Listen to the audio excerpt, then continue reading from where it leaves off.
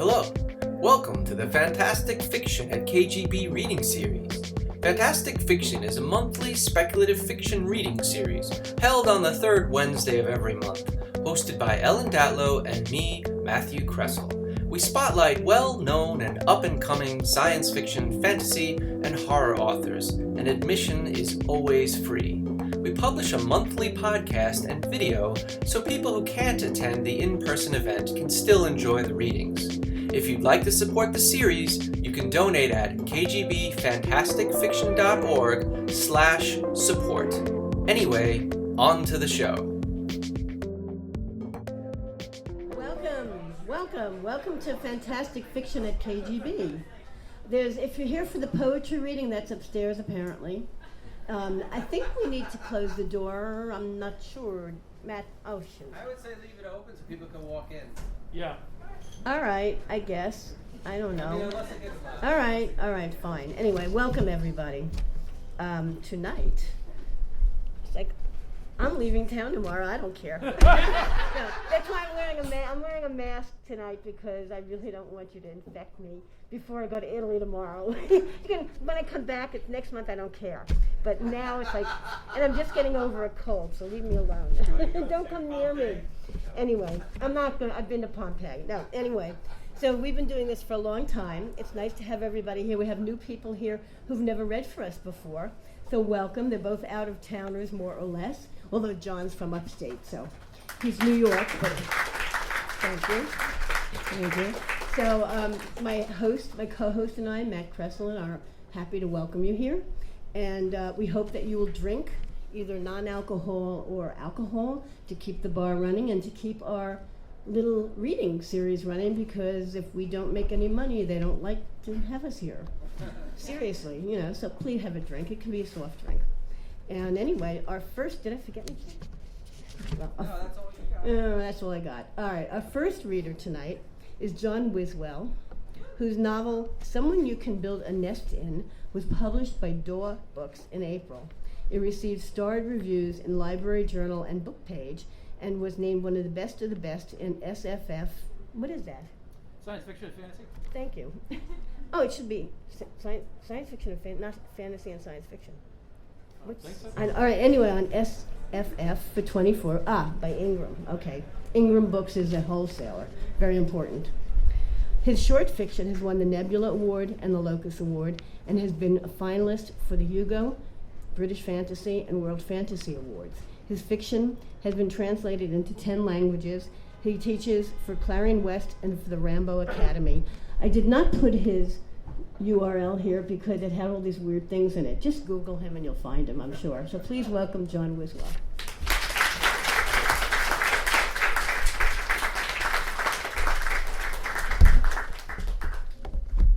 All right. Thank you for the seat. Good evening, everybody. Thought I'd read to you from a novel tonight, and I've only written one, so you're getting this one. It's the sequel, Scott. So this novel is called Someone You Could Build a Nest In. It came out about a month ago. Received just a wonderful reception. I just love sharing this monster with people. What we're going to do here is we're going to get a little taste of her from chapter 1, and then we're going to jump forward to a very different part in her life. But just page 1 for you. Each year when Shushan hibernated, she dreamed of her childhood nest. Oh, the warmth of it. A warmth unlike anything in the adult world. Soft and pliable heat, keeping her and her siblings alive. In that warmth, they were fed raw life. Her father's ribs, rich in marrow, cracking delicately in their mouths, and providing the first feast of their lives. His fat deposits were generous, and his entrails sheltered them from the cruel winter elements. If Shushan could have spent her entire life inside the nest of his remains, she would have. But all childhoods end.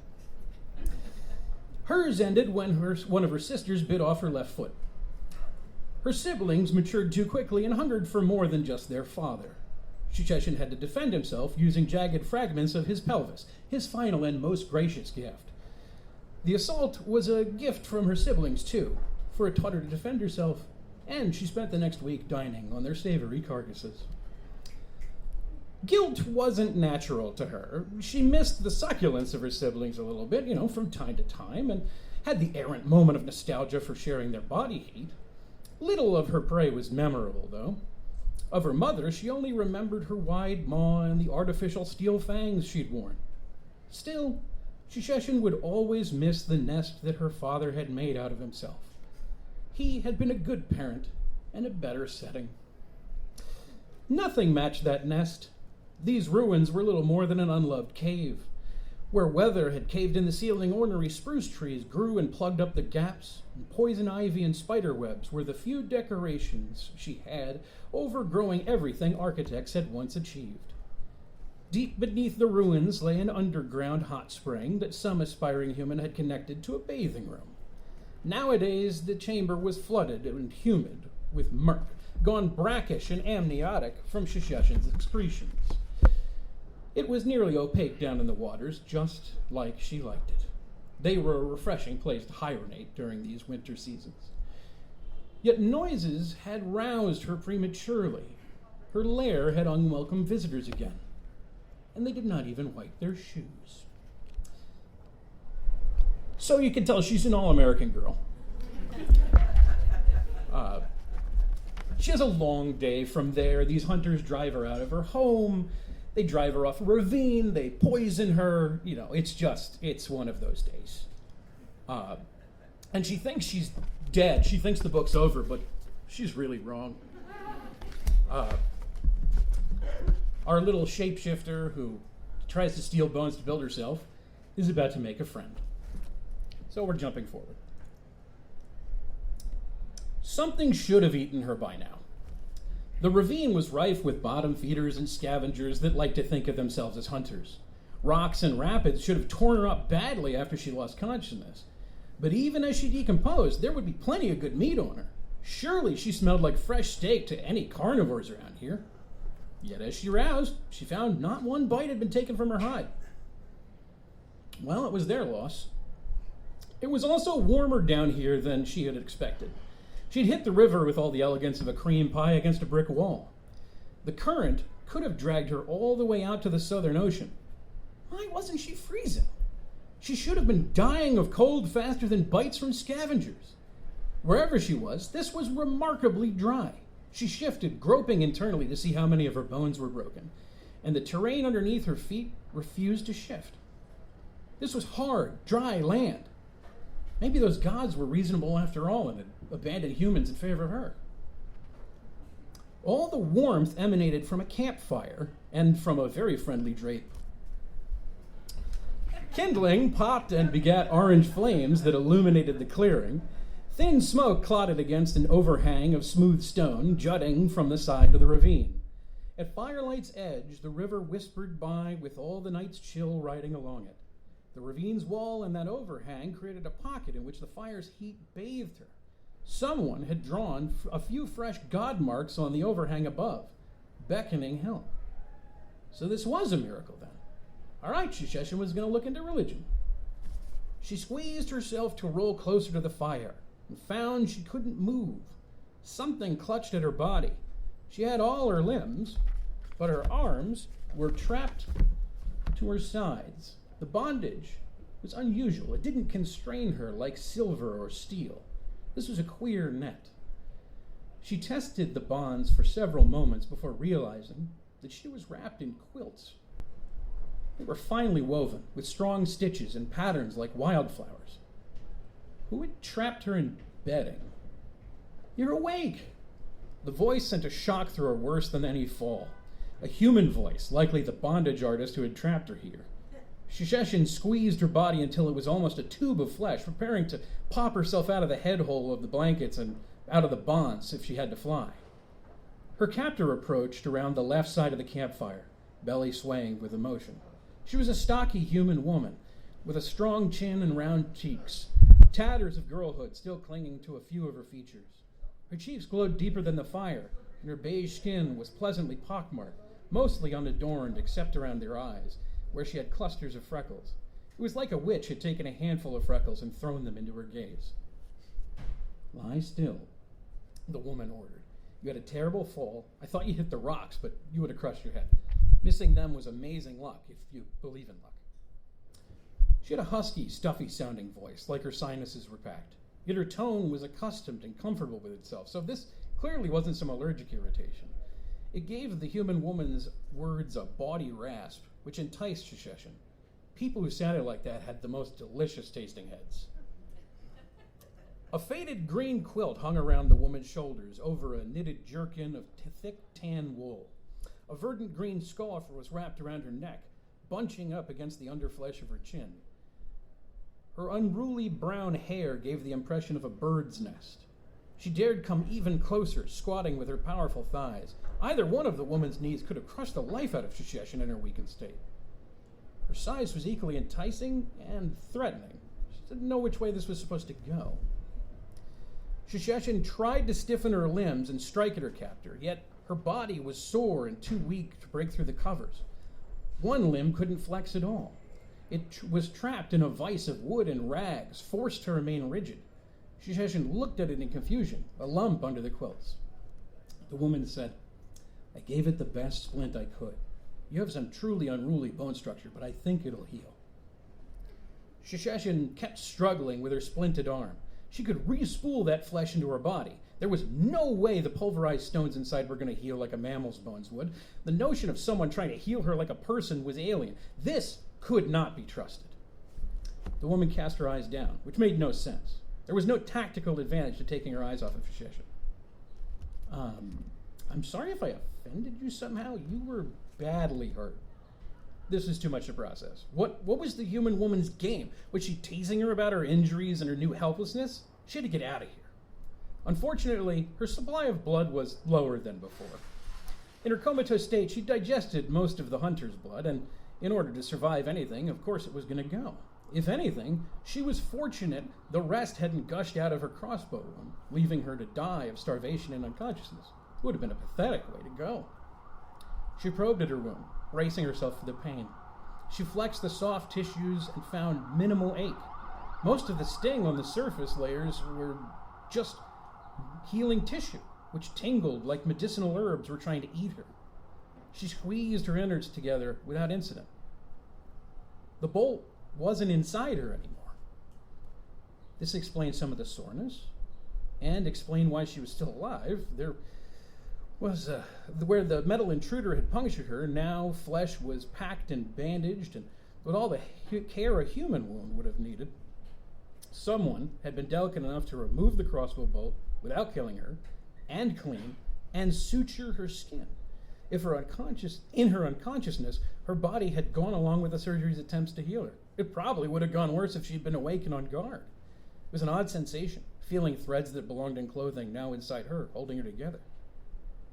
The woman said, "I stopped the bleeding as best I could." And then she looked down. Beneath her knees lay a pile of rags that tempted with their odor of spilled gore. That gore had spilled from Shisheshin's own body. The human woman said, "It looked grim for a while. Are you anemic?" Shisheshin was not entirely sure how to answer that, but the woman waited. Damn it, this woman wanted her to speak. She wrapped more internal tissues around the broken parts of her stolen jawbone. She had to make words if she was going to get out of this. How was she supposed to answer, though? She tried honesty. "I have some trouble keeping blood inside of me.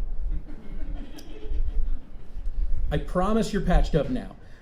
What you need is fire, food, and sleep. There's a nearby town called Underlook, and I can take you there in the morning and find a real physician." Shisheshin was not going to be dragged in this humiliating blanket bondage into civilization. She'd sooner die out here. The woman said, "My name is Homily, by the way." Shisheshin needed an alias, a different one from before. "I'm Siobhan." Homily went on. "Well, hello, Siobhan. I'm very glad to see your eyes open. I have spare clothes you can borrow. I promise I maintained your modesty as best I could while I fixed you up. I promise I didn't look at anything." Then Homily made a sidelong glance that made no sense. Shisheshin stared at her, trying to understand. Something about that made the woman blush, like fiercely, further staring only worsened the condition.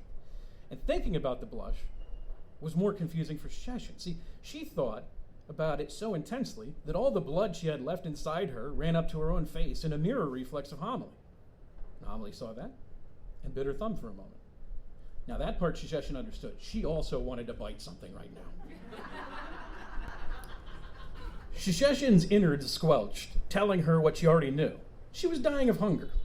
It was not as pressing as dying of poison. There was a serious question, though, of whether she could overpower this large woman. Sheshin might be tossed into fire for trying. How was she going to eat in these circumstances? Homily said, "That growl sounds like the dinner bell." "Did you put bells inside me?" "Bells into... Oh, you're funny. No, let's get you fed." The woman turned, belly and hips swaying enough to make Sheshin salivate. On the fire was an iron kettle, part of a kit that Sheshin had missed before. There was a handcart in their camp, and a bedroll, and a tin teapot on one side of the fire. Homily stirred her kettle with a crudely carved wooden ladle. She raised the ladle, blowing cool breath against the steam that rose from the contents. Was it poison? Just seeing the ladle coming towards her, she couldn't believe this woman really meant to nourish her. Yet her expression seemed genuine. "Here," Homily said. "Have some broth. It's rabbit I caught and some pork and miscellaneous stock. It will give you strength. You don't want to fight an infection unarmed." Sheshin tried to maintain the meat illusion that she had a mouth. She kept her teeth in view and puckered her lips as the ladle came in. It was eerie to feel the wooden lip against hers as someone, for the first time in her life, fed her.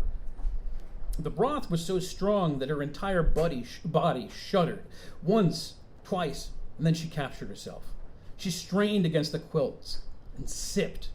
It filled her entire head, from chin to purloined skull, with nutritious heat.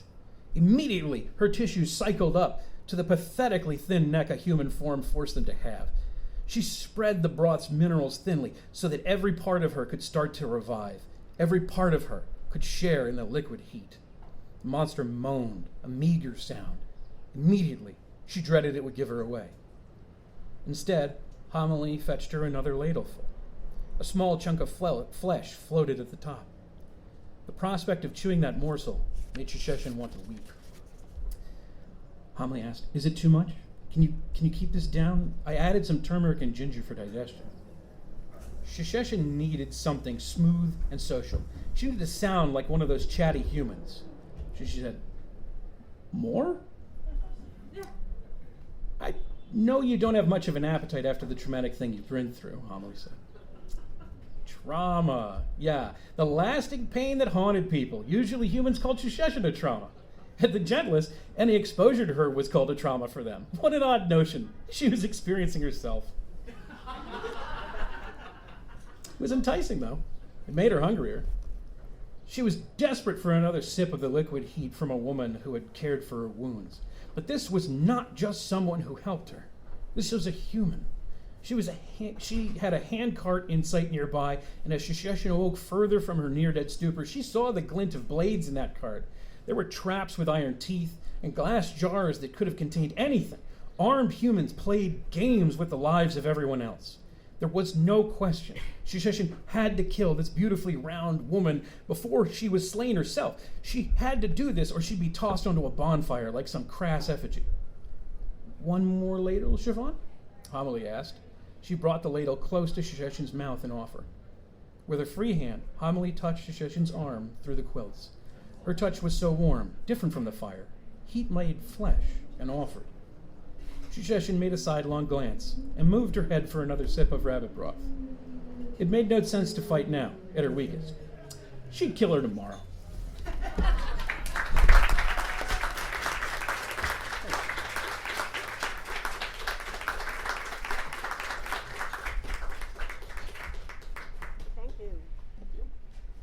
Thank you. That was wonderful. Do you have copies of the book to sell? Yes. I did bring copies, yes, and I'm happy to sell. So come and get them. And also, Anya has some copies of her book.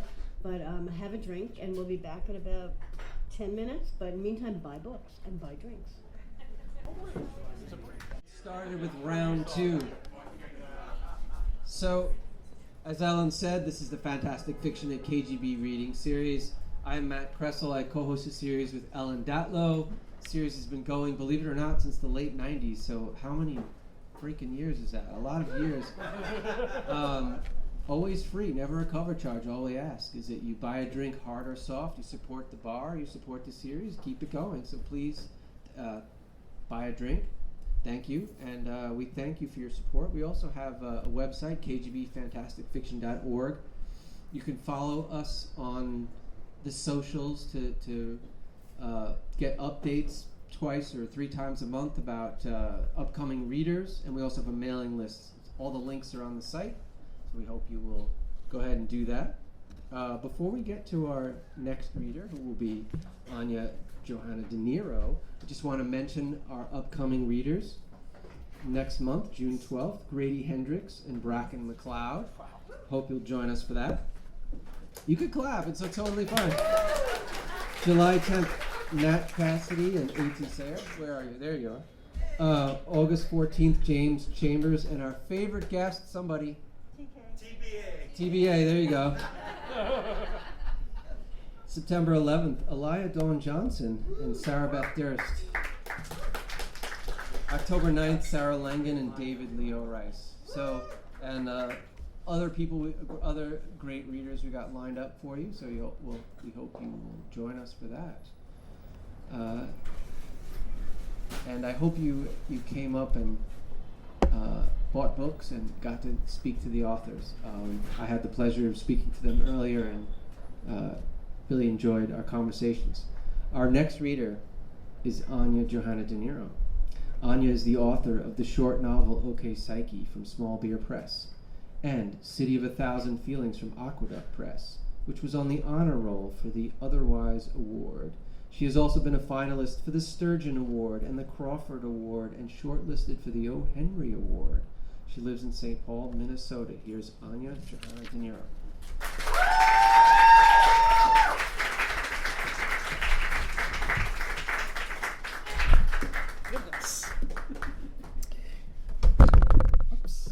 Thank you. I'm so appreciative to be here tonight. Thank you to John. Thank you to Matt for the wonderful introduction, and Ellen, and thanks to all of you.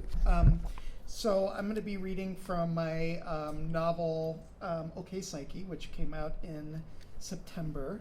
The novel is in second-person point of view about an unnamed trans woman just making her way through the world and trying to find a sense of personhood, and lots of weird shit happens. So that's what's happening. So I'm going to be reading from the first part of the book, and she's trying to make a camera obscura, which is kind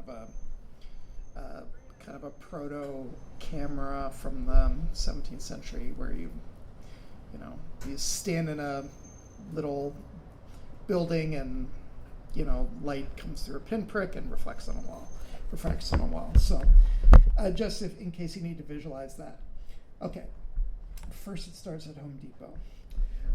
Errands, a project that just might save you after all. You need more primer, and you need to return Autumn Dream to the Home Depot. Your human hair wig unfurls in the bathroom like a sea anemone. When you leave your house, it starts snowing big snow globe flakes. You didn't realize it was going to snow, and you are unprepared in your garb. Ballet flats are a bad choice until April or May here. Under the eaves of the condominium, sparrows dart out and fly back under the shelter again, as if they can't believe what's happening. It is late March. For you, the seasons wobble. The razor nicks on your legs leave marks like red stars. They never fade. Here is the constellation, the irate swan. Here is the father who says he's embarrassed by you. Hard to navigate by. These are obscured by black leggings and a long skirt. You also will wear a jean jacket and a layer of foundation, but not too much around the eyes. You don't want any trouble. Looking too pretty at a hardware store would be a dead giveaway. You can't afford surgery to soften your features, to break and drain the jaw like a polder, to tuck the cheeks, a face remade to offer comfort to normal strangers in the afternoon, all passing by you in farmers markets, state parks, and the Gap. You had acquaintances in your old support group who'd cry when they looked at themselves at the mirror, at the lack they thought was self-evident there. You understand this, and you have done it yourself countless times, using a microscope that no one else possessed upon your hairline and your hips. As a part of your self-care regimen, you will resist avoiding mirrors. As you wait a minute at the Home Depot paint counter, you watch the big snow globe flakes melt on your coat. The sales associate has the same name as your father. I need to return this paint. You stare at the sales associate's face, heave the can onto the counter. His apron splattered with so much paint that it looks like a rainbow bled out in his arms from a gunshot wound. You imagine him catching walleye like your father, edge of the dock, holding up flailing fish, still on the hook. Which paint? Autumn Dream. It's the color and not the right hue for the wall, even with the primer. No returns. The associate with your father's name doesn't meet you in the eye, and his gaze skitters around. Okay, you know where this is going, where it has already gone. No, look, I've read the return policy. Do you really think people aren't going to laugh at you? Excuse me? Behind your back. They might pretend, but they're just humoring you at best. Also, what kind of role model are you for your son? I almost never see my son, you want to say. He is in Kansas with my ex. Instead, you start shaking. I'd like to speak to the manager, please. Don't try to change the subject. Don't cut me off. Show some respect. You close your eyes. Usually it's better to simply defer to the strong course of the inerrancy of strangers. You need to walk. You leave the paint can and wander over to the lumber section on the other side of the store, past the popcorn machine, past the sliding doors leading outside to the gardening section, and the azaleas and soil and seed package displays with a light crust of wet snow upon them, past the power tools whirling. You don't care. You stop in front of planks. The paint associate has followed a couple steps behind you, and when you stop, he stops about a foot from you. Don't you walk away from that, from me like that. I haven't finished saying what I wanted to say. Have you ever thought about what your mother thinks about you and what her neighbors think of her because of you? Alas, you simply can't take another word. Shut up and help me load this wood into the car. He pauses. What do you have, a fucking Prius? It's not going to fit. Your truck then. You have a truck, right? Several minutes pass in which all the pagings of sales associates swirl around you. Yeah. The truck has a Ron Paul 2012 bumper sticker and a terrible paint job on the hood, where the greenhouse paint covers over the rust spots like astroturf over a minefield. The sparrows under the eaves of the parking garage are gone. You drive the truck. You'll take an Uber to get your Prius later, you reason. The sales associate sleeps in the passenger seat, cheek plastered on the frosty glass like silly putty. You used to do UX writing for biotech websites, which was sort of like discovering a sinkhole inside of a sinkhole. When you're in the midst of your great and awesome change, there were men you worked with who were inexorably good. Good. You were terrified of them. Men your age in the cubicles next to you. They were patient and a bit pedantic. They were good guys. And the fact that they had ordinary pains, doubts, regrets, and the like only made you more resentful of them. You do not want to be seen as one of them. Purely an ordinary man, a good family man, a good father, even though you were a reasonably good father. Prudent with money, never expressing too strong an opinion, always willing to be helpful, slightly awkward, forthright in all manners, a bit long-winded, and unmemorable in nearly everything. But more than that, being unsatisfied with unmemorability, to court it and have no regrets, except for the minor regrets that inevitably cropped up when the mind drifted. For example, when stuck in traffic, such as that vacation to Disneyland he should have taken with the family instead of staying home during that 2-week stretch in the summer of 2000 whatever, when he wasn't sure about the recession and its effects on employment. He was being cautious. The kids would have loved it. They did not drink in excess. They rarely raised a crossword. They were not emotionally manipulating their spouses. They were not causing trouble. They did not cause fights. They worked hard, but were not wholly driven by their jobs. Their passions were for cars, although not expensive sports cars, board games, gadgets. In their lives, they were afforded the opportunity to pursue those passions. They knew they were generally liked and could hold this as a certainty, a baseline with which to pursue their interests. The thought of being considered one of these men, even though you had disguised yourself to look exactly like one of them, made you viscerally sick. You wondered sometimes, is their goodness a form of evil? No, it can't be. There's something obscene about you even thinking about it. But it made you upset that you were prohibited by societal norms not to feel livid at them when you were in the midst of becoming yourself. When the sales associate unloads the wood from his truck and brings it to your son's old bedroom, you go inside your kitchen, put a mug of hot water in the microwave for English breakfast tea. You're ready for what's about to happen. You had a dream about it last week, and you know what you have to build with that lumber. The camera obscura with the plans you had received in the mail the day after your dream from a slender airmail envelope with no postage. After the lumber was all inside, he gets the tools from the back of his truck and hauls them inside the house. This is it? He wipes his nose with his sleeve. That's it. You know, I wish I could have taught you how to work with your hands. I wasn't really interested, no, but I still felt like I failed you in some way as a father. Come on, I think it might be better if you focus on the task at hand. He rolls his tongue around his mouth. After a long pause, he nods. He begins working on the project, a wooden structure inside the room about the size of an outhouse, with a small pinprick the size of a pupil on the wall closest to the window. Everyone has a passion for something. Some are more visible than others.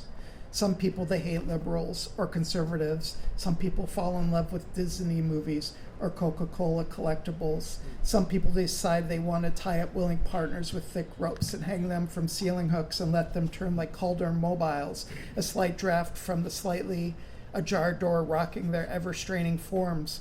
Some people like craft beers. Some people like science fiction. Some people decide to appreciate the whimsy of funny neckties. Some people consume 90% of their food in a 50-mile radius around their house.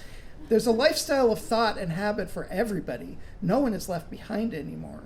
For you, as you settle in tonight, you have decided that you want to see your son again, and so you're building the structure to the specifications you received in the dream, and also the mail, but it was only in the dream that you turned into a slender whale with tiny arms and legs and skirted into an underwater cave with glittering gneiss and schist all around you, cold corals and upside-down icicles, until you surfaced on the other end of the tunnel into a basilica-sized cave floored with smooth limestone with a small wooden cube at its center. Its surface was painted with arrows and waves. Sliding into air, you were yourself again, as much as you could have been in a dream. Your blowhole crusted over, and your arms and legs lengthened in the dream. Your strawberry blonde hair was rooted to your scalp in this dream, and your hips had widened in this dream, and your breasts became full, and the estrogen in your body in the dream felt like molten diamonds. The dream was rife with essentialism, but you didn't care, and your father was not in this dream. But this dream, and what you will build from this dream, isn't about you. This dream is about your son. Inside this dream, you opened the small building's door inside the cave and closed it behind you. The only light was from a pinprick hole on the wall. A faint projection of the cave outside on the wall opposite the pinprick. Upside down, as with any camera obscura, any projection of light. You put your finger on the edge of the tiny hole and spiraled around it. You dispensed and applied the color of Etruscan sugar from your finger in the dream, and you begin to fill the spiral with the color of your heart, which for so long had been which you have been uncompromisingly ashamed of, gladdened. Here is where you woke up, shaken by the body you returned to. As you look out on the sales associate who might be the ghost of your father dutifully building the camera obscura with the same rigid cadence your father had before he died. You know what you will do when it is done. After painting the inside of the shed with Etruscan sugar, the color of lacquered terracotta figurines and hillsides of burning Umbrian wheat, you will watch the wall opposite the pinprick as an image takes shape, even though it'll only be 8 at night when he finishes. And the only light outside will be from the street lights. Watch the image, a bit blurry, but sharp enough. The image of your son in a middle school gymnasium, the clock on the wall saying 8 sharp above him, and all the dozens of other boys in Cub Scout uniforms with their Pinewood Derby cars, racing them down inclines 4 apiece. You see your ex-wife with her back to you in the bleachers, looking back and forth from your phone to your son. But you do not blame her. Secretly, you would have been bored to tears as well. In an ideal world where you were a regular parent, a regular father. But you would have also been terrified because of your own Pinewood Derbies of your Cub Scout days, when you were utterly lost and shy and with the boxiest and least aerodynamic Pinewood Derby car possible.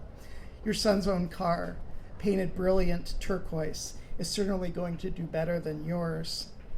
Thanks to the help of your ex-wife's boyfriend, a carpenter. They live 3 states away. You could have fought them leaving your city, but you were too exhausted and cowed, and the regret has never left you. The Scoutmaster takes your son's turquoise car in his hand, and your son looks anxiously about. You miss him so much. You miss how smart he is and how kind he was to you when he first saw you wearing a wig and a lipstick, and you even miss his tantrums. His car is placed at the top of the incline with 3 others, narrow like pine shivs, and he looks for his mother in the bleachers, scanning around with his hand on his forehead like a sailor searching for land. But then his gaze stops. He bites his lip, and his eyes widen, and anyone happens to be looking at him in that gymnasium would wonder at the absent-minded boy who is staring at a point about 7 feet up in the air in the center of the room. He stares, you stare, you smile. You cannot tell whether he has any sense of you, any notion that you are there, until he holds his hand up and waves a little, a tiny wave. He straightens his hair right after waving and turns around, and the Scoutmaster releases the latches which keep the cars for a little while from plummeting. Thank you.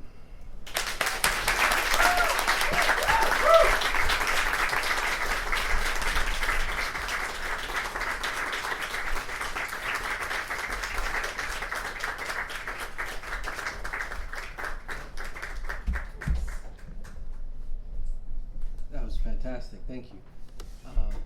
And thank you, John. Thank you, Anya. Thank you all for coming tonight. Oh, yeah, I have copies.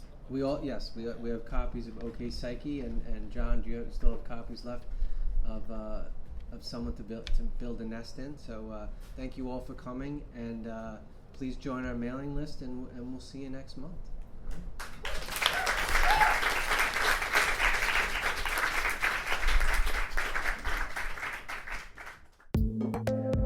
You have been listening to the Fantastic Fiction at KGB reading series. Check out our website at kgbfantasticfiction.org and click on support if you'd like to help keep the series going.